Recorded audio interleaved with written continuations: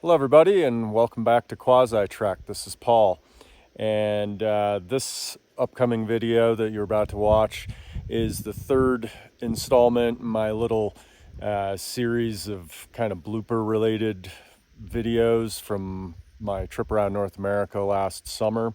I won't even say they're blooper-related. Just showing kind of the less glamorous side of taking a journey like that. As incredible as the journey is, I'm a human being and I'm kind of a rookie, so not everything goes smoothly. The first video was about my run-ins with insects and little critters. My second one was about the trials and tribulations of driving 10,000 miles around North America. And this last one is just kind of general goofs and slip-ups and such that really do show that I'm a rookie. I don't really always know what I'm doing. Not everything goes smoothly, but that doesn't mean that it still can't be an amazing experience for anyone that tries to do it, and it certainly was for me. I wouldn't trade any of that stuff in for the world. And I'm putting these out while I'm kind of waiting for camping and hiking season to get in full swing, and it does seem like it's finally happened. We're in mid-May. Even though we had 20 inches of snow last week, it's mostly all melted off except in the higher altitudes. So looks like game on. So there'll be more videos coming out on that in the near future. But in the meantime, enjoy this one. Thought I heard something behind me, and I swung around really fast, and it was just my backpack making noise. So yeah, I'm a little jumpy. I am literally in a minefield of goose poop. Ew. I smell weed. Canada. Gotta love them. I have a plan. Man, look at this post-apocalyptic scene. It's like a power plant up here with it's off-gassing a huge flame of probably methane or something. Everything went well, and then I threw my back out fairly badly. Again, tying my shoe.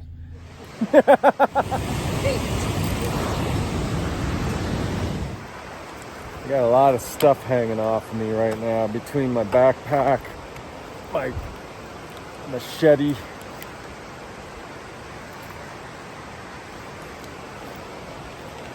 geez Louise. So I can already feel my frickin' knee brace sliding down my leg. That thing never gives me problems if I'm wearing shorts. I mean, it stays in place. I can walk for miles and never have to touch it. But as soon as I put on pants, nature is giving me what it's gonna give me. And if I have to sit in my car and think, I've always said that I like to just be alone with my thoughts, and I do. But on my terms. So, now I'm alone with my thoughts on nature's terms. So be it. I'm just gonna sit here and hang out, I guess.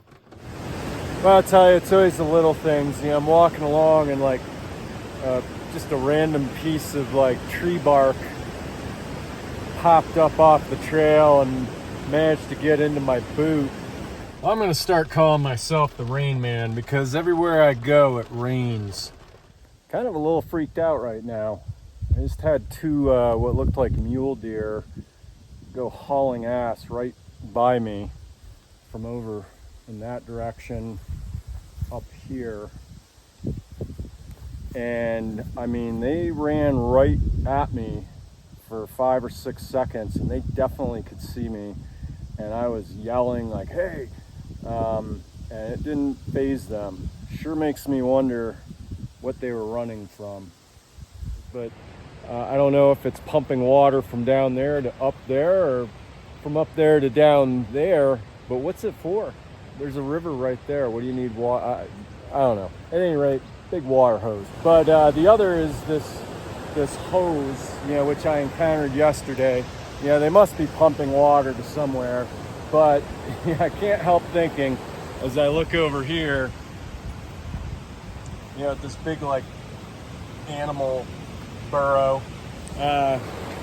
thinking of the movie Caddyshack, where Bill Murray has his giant hose out on the golf course and he's sticking them down the gopher burrows and, you know, exclaiming that it's just a matter of pumping about 10,000 gallons of water down there to teach you the meaning of the word respect.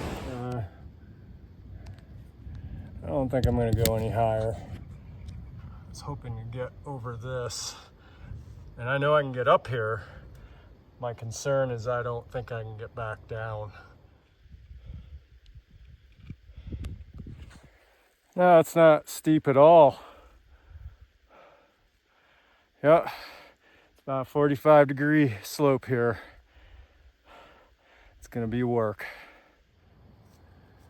This is how I came up here. So there's definitely some climbing involved.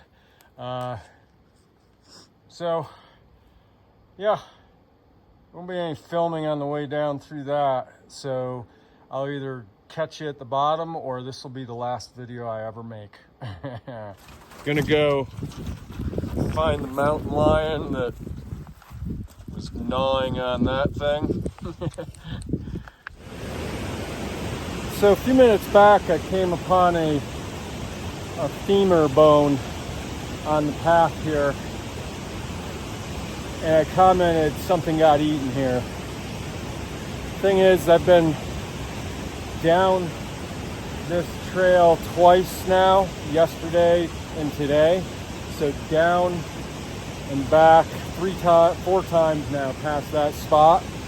There was no femur bone there the other 4 times I passed through. So just in the last 2 hours, something brought that bone out into the middle of the path. That's the kind of thing that, in my mind, when I've thought of bear territory, I see things like that trail with the woods and the grass. Out there, the bush is so thick, there's boulders and the sagebrush and the tall grass. It just seems like ideal spots for like rattlesnakes. I can only assume that the trail that I've been following is not actually the trail, but is a game trail, because it goes through all sorts of weird things like that. You know, it's kind of just doesn't make the greatest amount of sense. This is as close as I'm getting to the edge, and now I'm getting down. Oh man, I am exposed out here.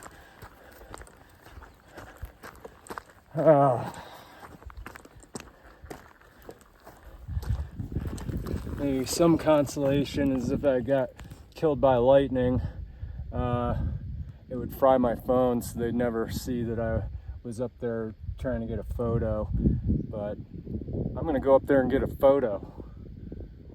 Pretty sure I have COVID, and I couldn't find any suitable campsites and didn't really think that camping out, dispersed camping by hiking out into the wilderness was the best idea in my current condition. I guess I'll be spending the next 2 days just laying low in here trying to recover from COVID, which is really kind of like torture, because if I stuck my head out that window and looked to the right, Grand Teton Mountain is right there. I mean, the Tetons are just right there. You know, kind of too high to crawl over, too low to crawl under. Doesn't make it any easier that I'm wearing a big ass backpack. Yep, that's all right. Here's another tree fall in the trail.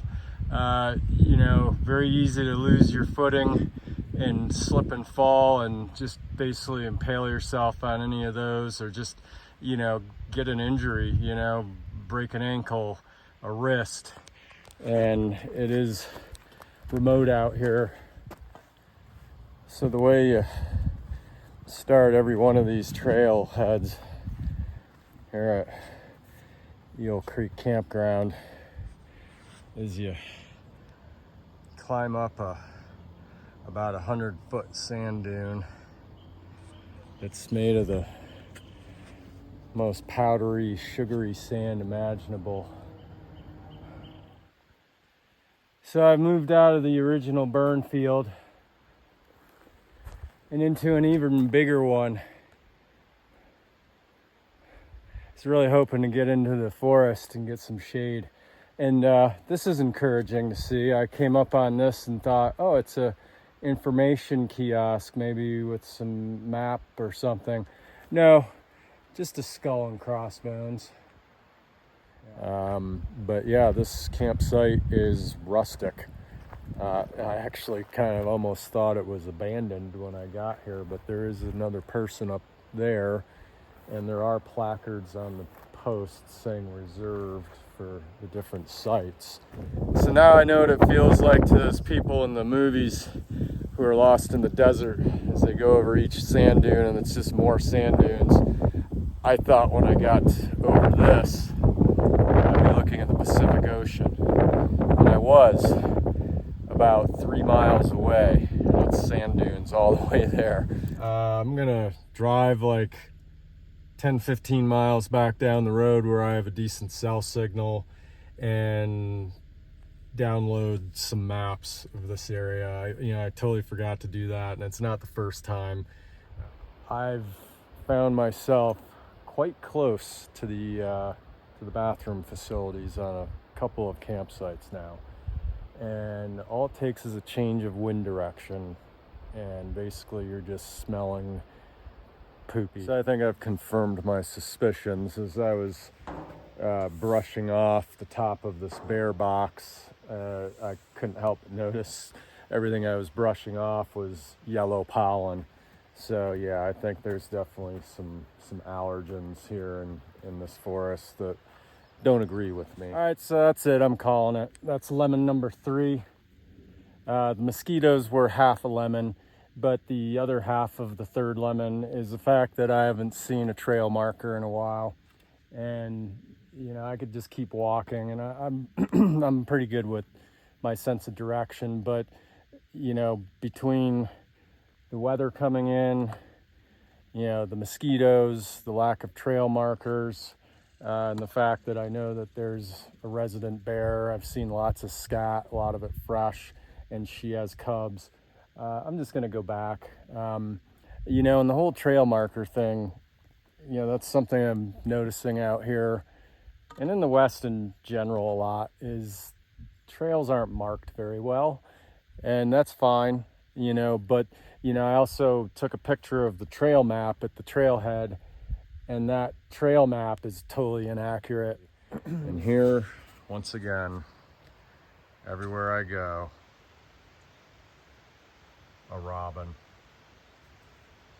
Hardest working birds in the forest. Every forest I've been in on this trip has had robins, and they are, without exception, the first bird out in the morning working their territory, and they are the last birds to go in for the night. I mean, it's like been almost complete darkness, and I've seen those guys out like working around trying to get that last worm or bug or which probably explains why robins are so endemic throughout this country. Just very successful birds, and they seem, if there's a forest, they've mastered that environment. I have a newfound respect for those birds because they are hard workers.